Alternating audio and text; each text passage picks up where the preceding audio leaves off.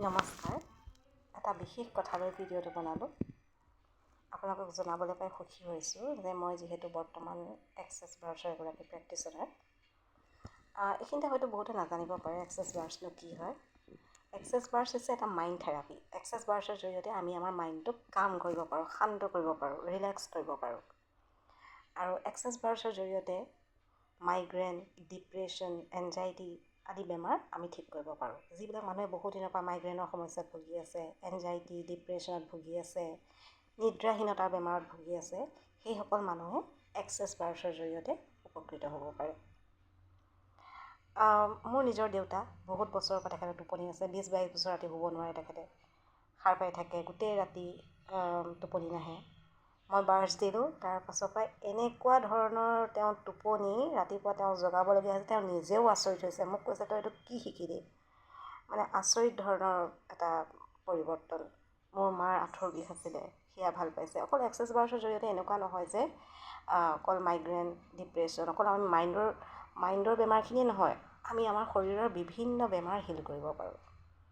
বহুত দিনৰ পুৰণা কিবা বেমাৰ যদি আপুনি ভুগি আছে, এক্সেছ বাৰ্ছ লোৱাৰ পাছত আপোনাৰ হয়তো সেইটো বেমাৰ ঠিক হৈ যাব পাৰে।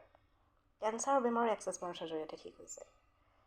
এক্সেছ বাৰ্ছৰ জৰিয়তে আপুনি এনেকুৱা কিছুমান বস্তু জীৱনত আমি বহুতখিনি বস্তু আমি নিজৰ জীৱনত কিছুমান বস্তু আমি নিজে এট্ৰেক্ট কৰোঁ। এক্সেছ বাৰ্ছৰ জৰিয়তে আমি আমাৰ জীৱনৰ সেই ব্লকেজেছবিলাক, মাইণ্ডৰ ব্লকেজেছবিলাক দূৰ কৰিব পাৰোঁ। আপুনি কিবা এটা কাম কৰিম বুলি বহুত দিনৰ পৰা ভাবি আছে, কৰিব পৰা নাই। বাৰ্ছ লোৱাৰ পাছত আপোনাৰ সেইটো কাম হৈ যাব পাৰে।